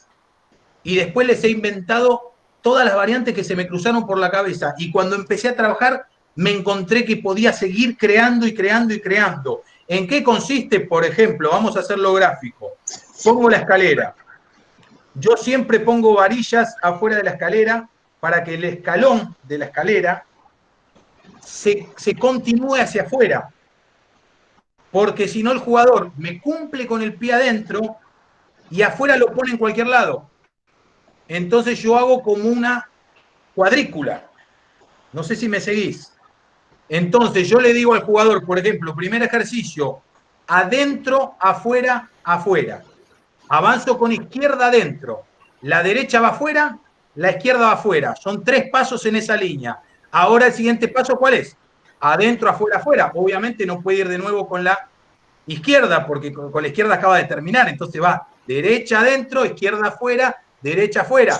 Va de nuevo con izquierda adentro, derecha afuera, izquierda. Entonces el tipo hace adentro, afuera, afuera, cambia, adentro, afuera, afuera, cambia, adentro, afuera, adentro, afuera, afuera, adentro, afuera, afuera, adentro, afuera, afuera. ¿Qué sería? Con buena mecánica. ¿Qué sería? Derecha, izquierda, derecha, derecha, izquierda, derecha, izquierda, derecha, izquierda, derecha, izquierda, derecha, adentro, afuera, afuera, adentro, afuera, afuera, adentro, afuera, afuera.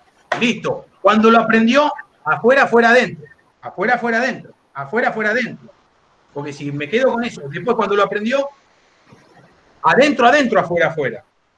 Adentro, adentro, afuera, afuera. Empezás siempre con derecha, como es par, siempre es con la misma. Entonces ahora te lo cambio. Empezás con izquierda. Adentro, adentro, afuera, afuera. Izquierda, izquierda, derecha, derecha. Izquierda, derecha, izquierda, derecha, derecha. Así.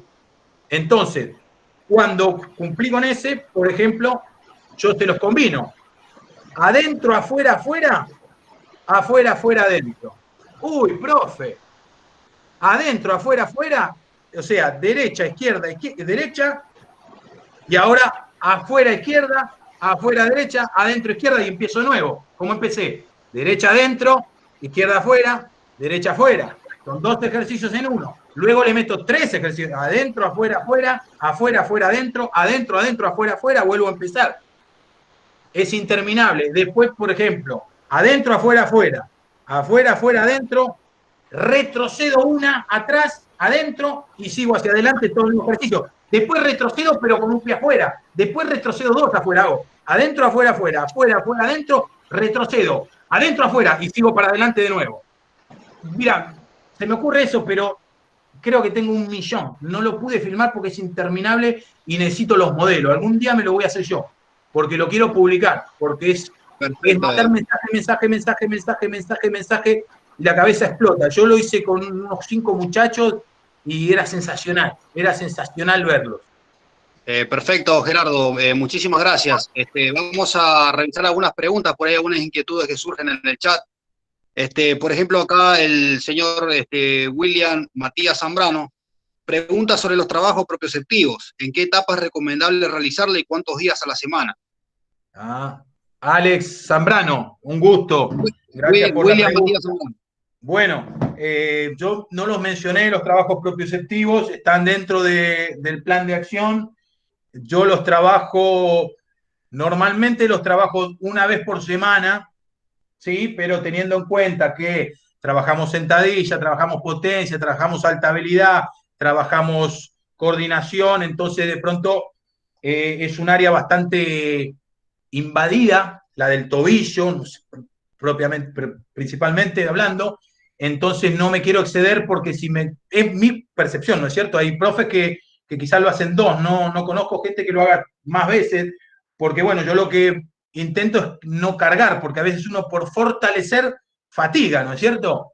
A veces puede ser un gran error. Entonces yo la propiocepción la trabajo una vez normalmente. Ahora, por ejemplo, que estamos en la etapa de cuarentena, yo sin embargo sigo trabajando una vez la propiocepción porque resulta que estamos todos trabajando en cemento y tenemos skipping, coordinación, zigzag, saltos, velocidad, ida y vuelta. Tenemos tanto trabajo con impacto que entonces no quiero seguir cargando los tobillos, así que aunque tengo el tiempo, porque no estamos en campo trabajando, sigo trabajando una vez por semana la propiocepción, normalmente los miércoles.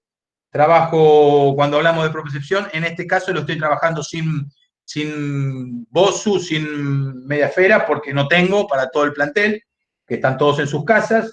Entonces intentamos hacer muchos trabajos en flexión, con la pierna opuesta arriba, hacemos trabajos con los ojos cerrados.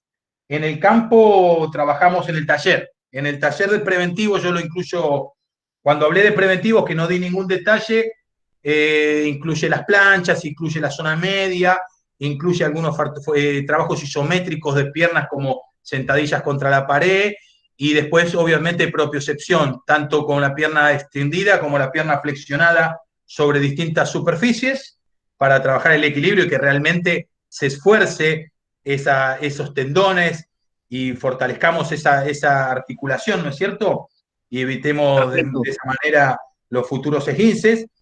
Y después también implemento mucho la propiocepción, el equilibrio con los ojos cerrados y con un compañero hostigando, traccionando, empujando y molestando con muchísima seriedad, obviamente. ¿Qué quiere decir esto? Que el jugador cierra los ojos, baja el centro de gravedad, hace equilibrio, ya está entrenado, ya sabe hacer equilibrio con los ojos cerrados, y el compañero lo empuja de un lado, en silencio gira y lo sorprende del otro, lo tracciona del otro, y trabajamos de una manera muy, muy interesante el fortalecimiento del tobillo y de la rodilla. Eso por mi parte. Perfecto, Gerardo. También tenemos otra pregunta acá del señor Jimmy Pineda, que nos pregunta, en este caso, si uno llega a un equipo que no cuenta con los recursos necesarios para hacer las pruebas de laboratorio de VO2 máximo, ¿qué método usa para sacar el VO2 de su equipo, ya que en un momento manifestaste que no hace los test en cancha? Bueno, señor Pineda, un gusto. Mire, yo como le comentaba, sinceramente no me he encontrado con numerosos lugares donde pueda hacer el consumo de oxígeno, sinceramente, muy pocas veces, 2 veces nada más. La mayoría de las veces tuve que hacer evaluaciones de campo, como usted dice. Hoy, a esta altura de mi carrera, no los estoy utilizando por las razones que dije, ¿no es cierto? De que me parecen muy invasivos, riesgosos, no quiero lesionar gente y lamentablemente no tengo el dato, estoy trabajando sin el dato del consumo de oxígeno del jugador. Entonces,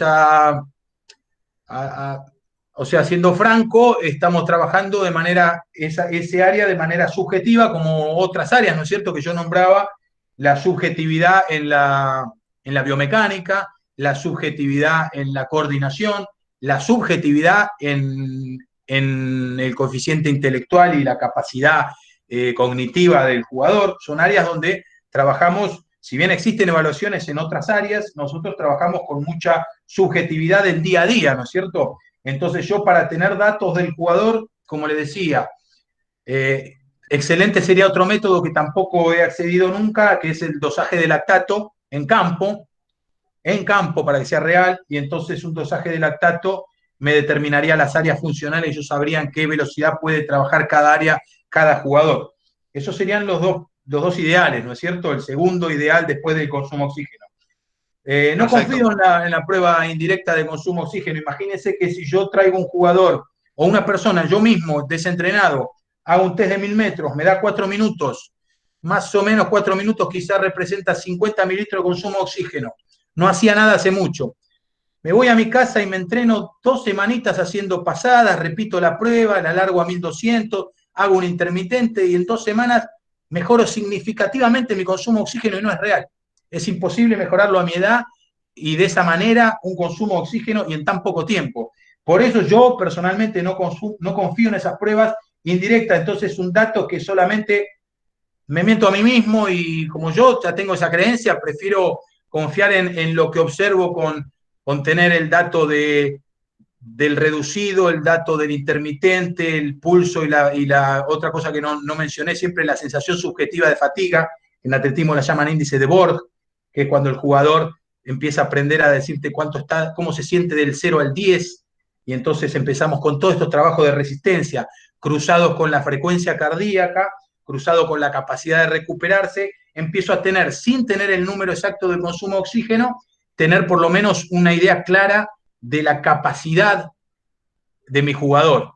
Últimamente yo me estoy manejando de esta manera y obviamente todos los resultados de partido y de práctica de fútbol en la semana, todos esos datos son importantísimos para tener un dato estimado del jugador. Excelente, Gerardo. Muchísimas gracias. Quería consultarte algo que seguramente muchos de los profes que están en línea tienen también la misma inquietud. ¿En qué edades considerás que es proclive empezar a trabajar los mecanismos de levantamiento de pesas? Obviamente que al inicio debería ser simplemente con algún tipo de mancuerna, bastones o lo que sea, como lo mencionaste anteriormente, pero ¿cuáles son las edades y cuáles serían los pesos respectivos para utilizar al inicio, para reconocer más que nada el mecanismo, para que después no lleguen a primera o a categorías de reserva sin reconocer algún tipo de movimientos, coordinación, etcétera, etcétera, ¿no? Sí, Aldo, bueno, gracias. Mirá, yo como te decía, para mí, a mi gusto, yo empezaría desde los 14 años. ¿Por qué de los 14 años? Porque a los 12 años no sería contraproducente, ¿no es cierto?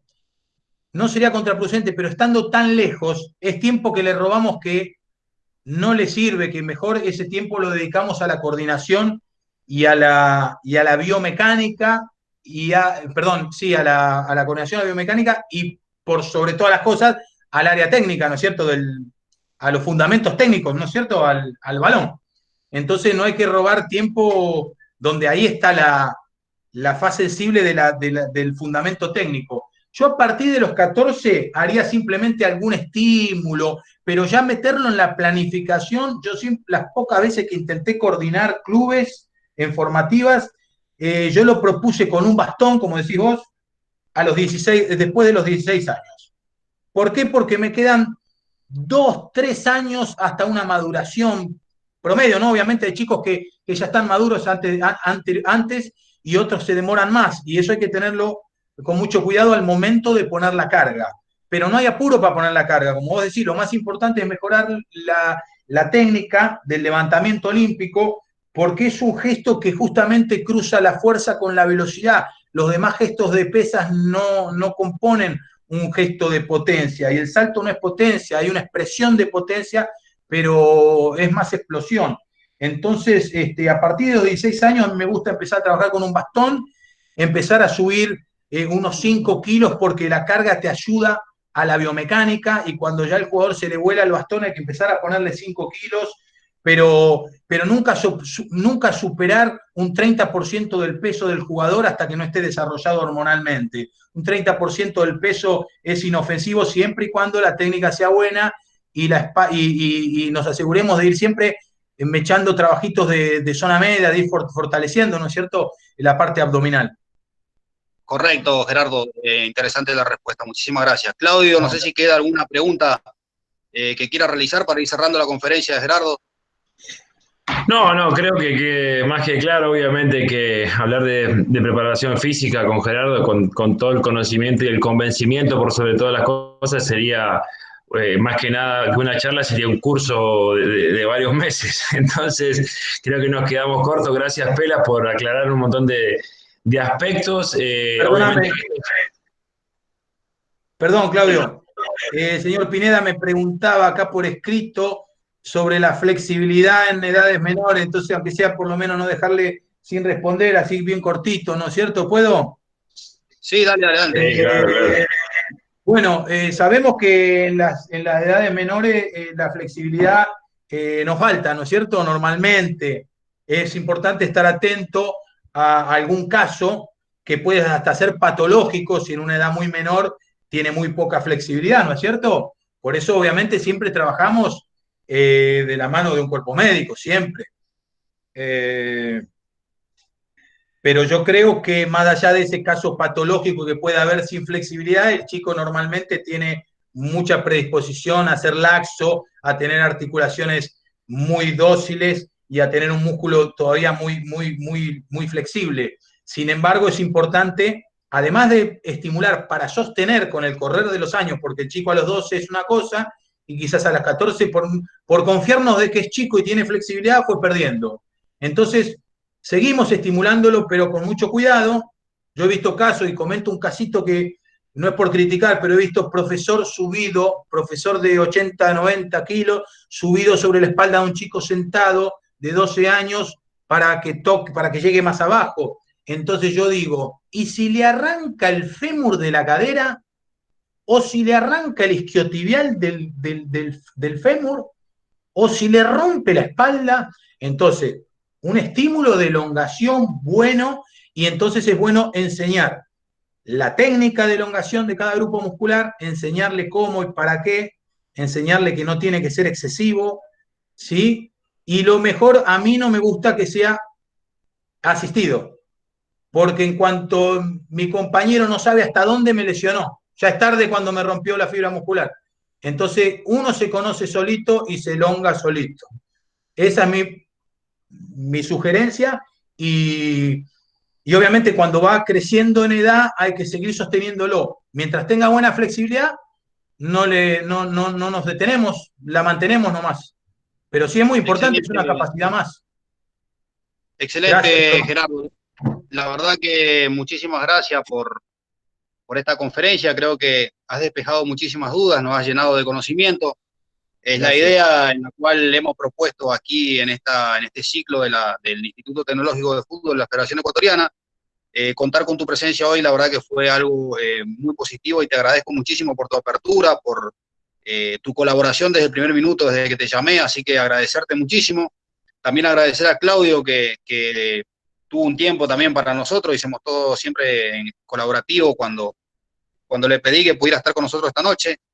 Gracias a todos los participantes, los que estuvieron en la conferencia, la gente que nos ha visto por Facebook Live, así que estamos muy agradecidos. Esperamos en un futuro no muy lejano contar nuevamente con tu presencia, porque creo que quedan muchas cosas, queda mucho material todavía para poder compartir con la gente. Aparicio, algo de fondo. Sí, felicitarlo al profesor Gerardo Pensati por su intervención, muy importante, los conocimientos compartidos, muy enriquecedores. Y solo recomendar a todos los que nos han seguido por Facebook Live y a los compañeros que estuvieron hoy en la sala de conferencia, agradecerles por su presencia y recomendarles que el día de mañana estaremos con la presencia del ingeniero Fernando Boca, MBA, director de desarrollo de la Federación Ecuatoriana de Fútbol, docente del Instituto Superior Tecnológico de Fútbol de la Ciudad de Guayaquil, de la materia de gestión deportiva, con el tema perspectivas del desarrollo del fútbol FIFA 2.0. Un tema muy interesante, el cual están cordialmente invitados todos. De la misma forma, agradecerle a todos los docentes que forman parte del instituto y que se encontraron esta tarde-noche conectados en la conferencia, y a todos los invitados. Tengan todos muy buena noche, y Aldo, muchas gracias a ti, al profe Gerardo Pensanti y al profe Claudio Campos por su presencia. Muchísimas gracias. Claudio, muchísimas gracias. Gracias, Gerardo. Nos veremos en una próxima ocasión. Gracias, Claudio. Gracias a vos, Aldo. Gracias a todos los oyentes por su atención. Y Claudio, perdona porque te interrumpí. Un abrazo grande. Para mí fue un placer, Aldo, estar con ustedes. Te agradezco mucho. Un abrazo enorme. Gracias a todos. Claudio. Hasta luego, gracias. Abrazo, Aldo. Gracias. Y bueno, que sigan capacitándose, que el conocimiento no ocupa espacio. Exactamente. Gracias. Abrazo. Buenas noches con todos. Gracias.